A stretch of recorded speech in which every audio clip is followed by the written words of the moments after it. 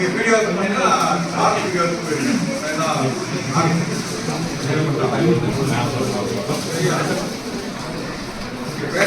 அதாவது ஹார்டு தான் மெயின் சரியா. நீங்கள் எங்கே எடுத்துக்கலாம் பார்த்தீங்களா வெளியில் போட்டிங்க உடனே ஒரு சிம்பிளாக சைலண்டாக இருக்கும், டிஸ்கஷனே இருக்காது. நாம என்ன நினைப்போம் அங்கே டெஸ்ட் எல்லாம் மார்க் அடிக்கும் அவங்க எல்லாம் அவங்க இருக்கேன். நான் நிறைய வாட்ச் பண்ணியிருக்கேன். அந்த மூலையில் பண்ணிடுவாங்க கரெக்டாக அந்த சைக்கிள் விட்டுருவாங்க. அந்த டெஸ்ட் கொஸ்டின் இருந்தாங்கன்னா அந்த 3 மணி நேரம் வந்து அவங்க யாருன்னு சொல்றாங்க தப்பா ஒரு கொஸ்டின் தப்பு சொல்ல மாட்டாங்க. அதாவது மற்ற கொஸ்டின் தப்பா இருக்கு அதிகபட்சமா 5 கொஸ்டின் இருக்குமா 10 கூட இருக்கு. ஏன்னா டீம் வந்து அஞ்சாங்க 5-10 தப்பா தான் வருது. ஆனால் டிஸ்கஷன் இருக்கு தப்பு வந்து சொல்ல மாட்டாங்க. இருக்கிறத அவங்க என்ன இருக்கோ அதை கரெக்ட் பண்ணி பார்ப்போம். 190 இருக்கலாம் தப்பா இருப்போம்.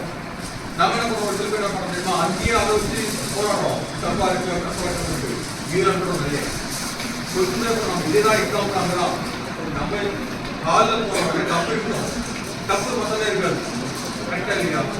40 ஒரு கரெக்டாக இருக்கும். அதுக்கு முன்னாடி நம்ம அப்படின்னு பாரு நம்ம இதே 20 அதில் போட்டோம். அது நாம என்ன பண்ண தெரியுமா அது தப்பா இருக்கும் தப்பா இருக்கு அப்படின்னு சொல்லி அதே மைண்ட் செட் வச்சு மொத்தமே போலாம்தான் இருக்கணும். நீங்க போய் 140 போட மாட்டீங்க சரியா. தப்பு இருக்குதான் தெரியும் எல்லா இடத்துலையும். அது போனா போகும் நான் விட்டுருக்கேன். அந்த மாதிரி நாங்கள் டிஃபரெண்ட் சரியா ஏதோ சொல்லுங்க. லாஸ்ட் டைம் வந்தவங்க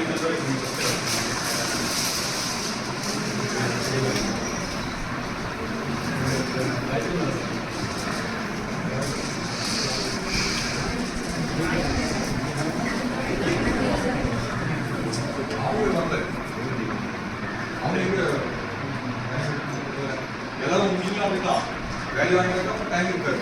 அதான் மனம் இருந்தால் மாறும் கேப் இல்லை. எல்லாரும் நீங்களும் இருக்கமா வரக்கு வாய்ப்பு இருக்காது. போகலான்னு போனோம் ஆனால் ஆண்டி மழை கட்டுற மாதிரி 6 மணிக்கு வந்து நாம் நாளைக்கு போயிடலாம் அப்படிதான் இருக்கும். ஆனால் அங்கே சான்ஸ் ரொம்ப கம்மியாக இருக்கும். அதை அட்லீஸ்ட் எவ்வளோ இருக்காங்க 1 மாதம் போட்டா கூட இதே ஆங்கிள் இருக்கா இதுதான் போயிட்டு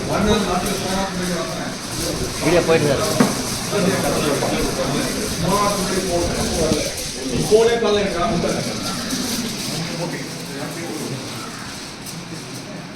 இங்கே வந்து சேர்ந்துருக்கிற இடம் வந்து நீங்கள் கரெக்டான இடத்துல வந்துருக்கீங்க. அதான் ஃபஸ்ட் பாயிண்ட்.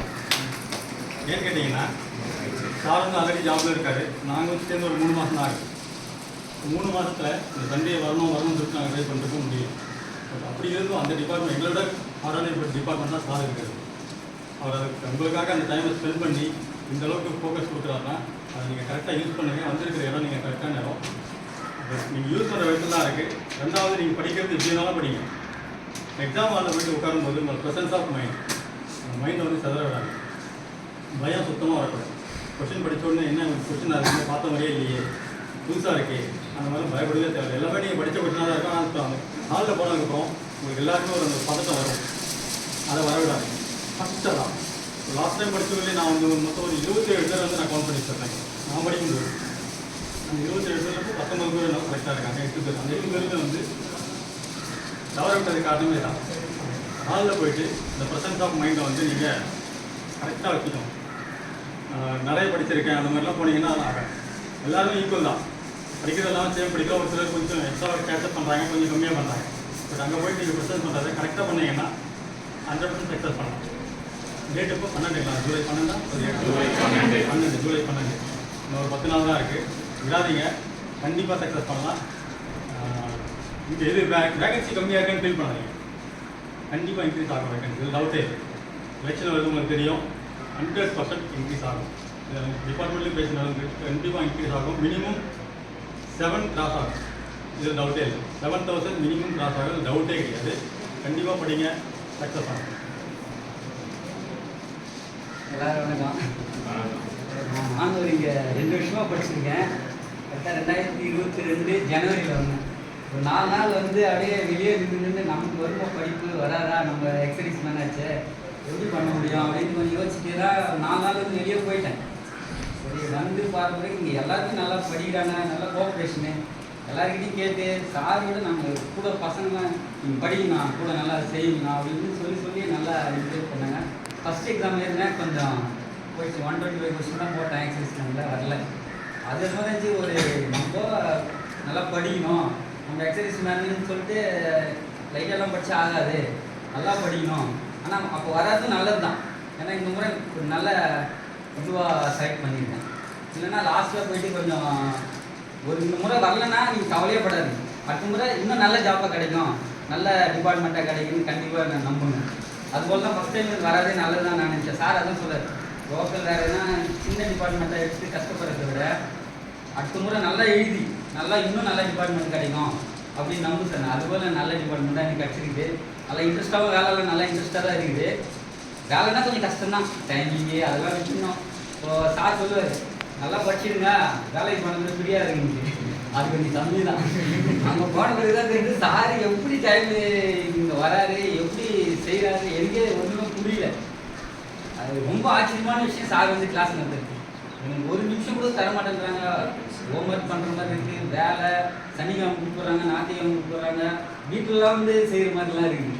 ஆனால் வேலையும் நல்ல இன்ட்ரெஸ்ட்டாக தான் இருக்குது, எதுவுமே வேலை கஷ்டம்லாம் எதுவும் இல்லை. அதுபோல் எல்லோரும் கண்டிப்பாக வேலைக்கு போவீங்க. இங்கே இருக்கிறவங்க எல்லாருமே எனக்கு நல்லா தெரிஞ்சவங்க தான். கண்டிப்பாக எல்லோரும் வேலைக்கு போவீங்க, நம்பிக்கையாக படிங்க. எவ்வளோ சொல்ல நினச்சேன், ஆனால் என்னால் சொல்ல முடியல. ஓகே, நீங்கள் நல்லா படிங்க, கண்டிப்பாக நல்ல வேலைக்கு போவீங்க. ரொம்ப நன்றி.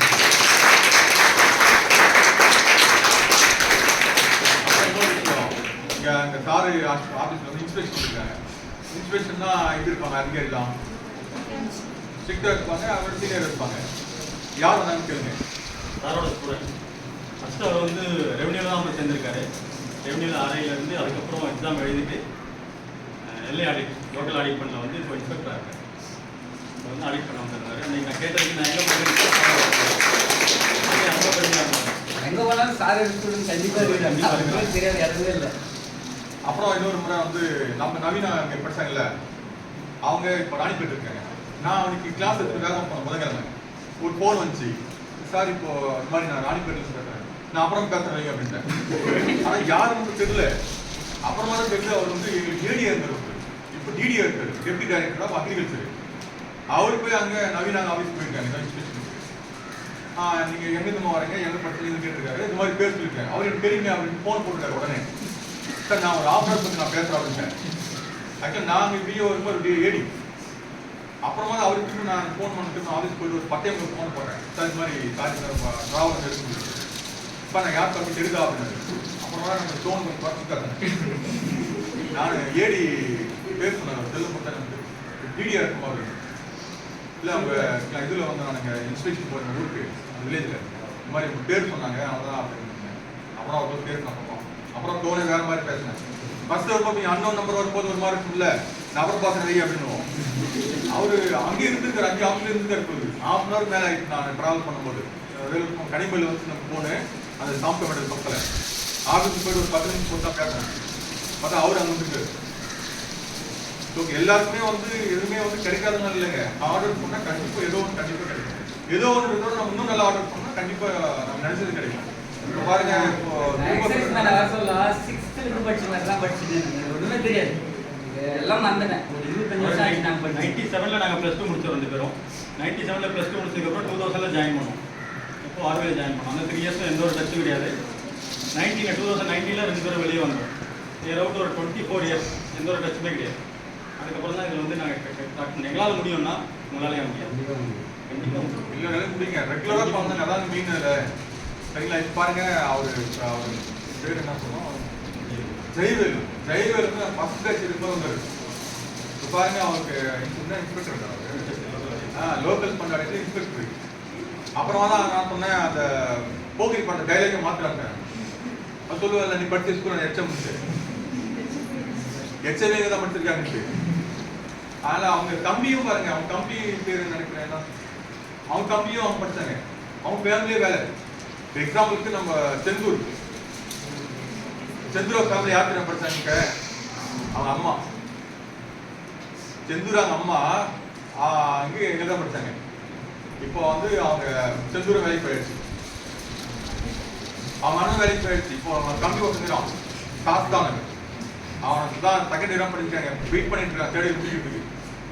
முடிச்சு அவன் குடும்பமே வேலை. அதான் அது முன்னேறி எப்படியோ பின்னேறி அப்படிதான். நம்ம எப்படி ரெகுலராக எங்கே ஃபாலோ பண்ணுறோமோ அதை அப்படியே ரெகுலராக ஃபாலோ பண்ணுறோம் தான் மெயின் நமக்கு. 2 நாள் நம்ம கிளாஸ் விட்டுருந்துச்சு எக்ஸாமுக்கு எத்தனை நடத்தணும்?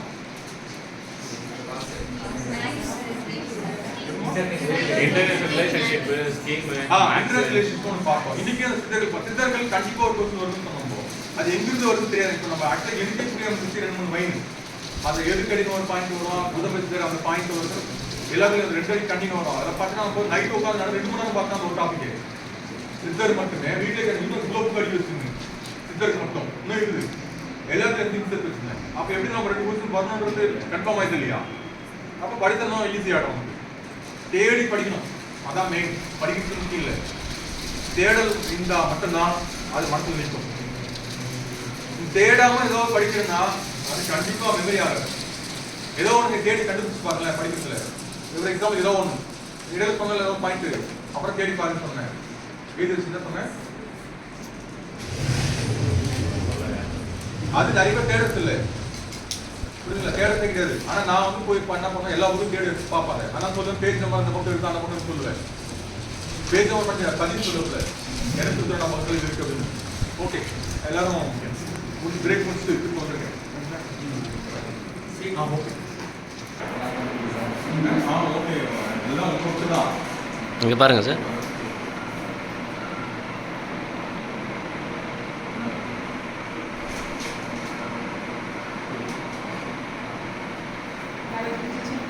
ஆ சாப்பிட்டு சாப்பிடுங்க.